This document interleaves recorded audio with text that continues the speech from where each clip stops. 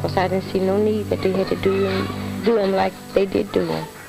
Till the day they leave this world, that they will remember him. Mrs. Cheney, how were you told that your son's body had been found?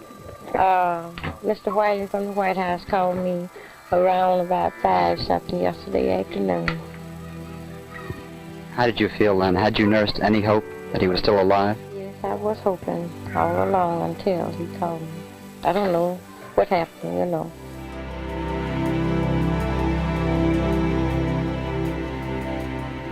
For black motorists, if there is one thing that has withstood the test of time, it's the dangers of driving while black. There is a continuity in history. And when you look at this through a contemporary lens, you know, African Americans still have to be on guard when we travel across the United States. USA, see your Chevrolet. Start the 60s right.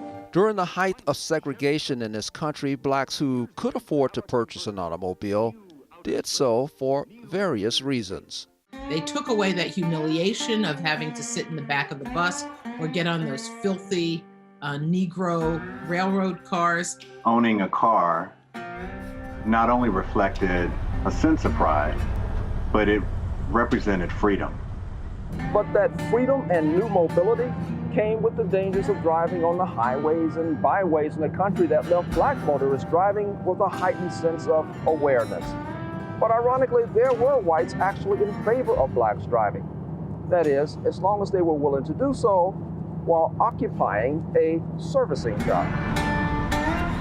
You could be a truck driver, a chauffeur. Some men would keep a chauffeur's cap on the seat next to them so that if they were stopped by the police, they'd put on that chauffeur's cap and pretend that they were the chauffeur for a white man instead of being the owner of the car. There are a lot of confused notions about the Negro customer. But the American dream of car ownership called for desperate measures that early black travelers became accustomed. Like taking an old ice cream bucket and using that as a makeshift bathroom because they were afraid to stop at public accommodations. But change was on the way.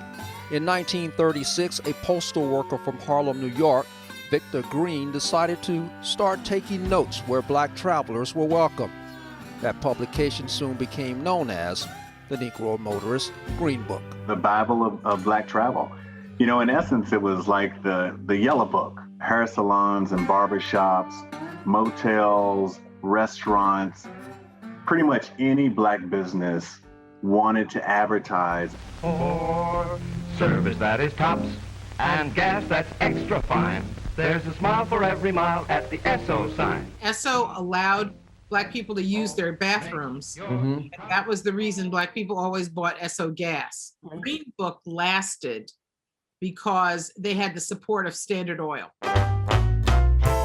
Even professional sports teams looking for a safe haven for select team members also found good use of the Green Book. They tried to make sure that they would go to places where they knew they were going to be welcomed. And over time, they developed a circuit of people, black and white, that would help support them.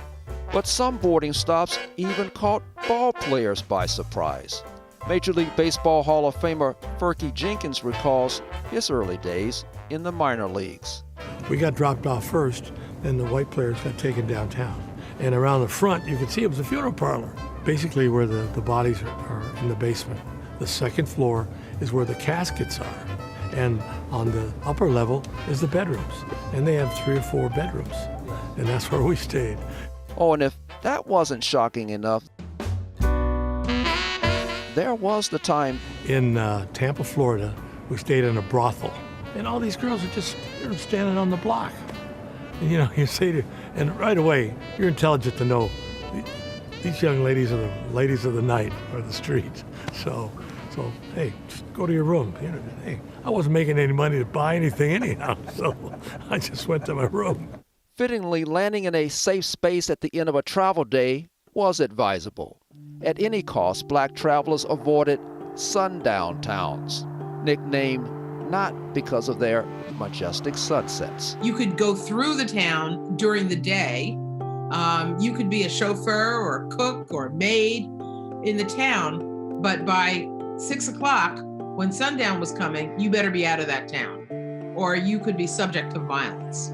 The Green Book does shine a national spotlight on the hardships that African American travelers had to overcome, and rightfully so, should be remembered as the story of Black resilience and activism and entrepreneurship. I think the legacy of the Green Book, Victor Green says he hopes that one day his book won't be needed, and then it will be successful. The Green Book is no longer needed. Or is it? A Cincinnati police officer has been indicted for the murder of an unarmed black man at a traffic stop. Dash cam video showing the father of four with his arms up right there, walking back toward his broken down SUV just moments before he was shot and killed. A deadly shooting in Minnesota overnight involving a police officer, sparking outrage across the country. Another fatal police shooting, a traffic stop turned deadly, caught on tape, igniting anger and concern about police use of force. Do we need a modern day Green Book? In Dallas, I'm Arnold Payne.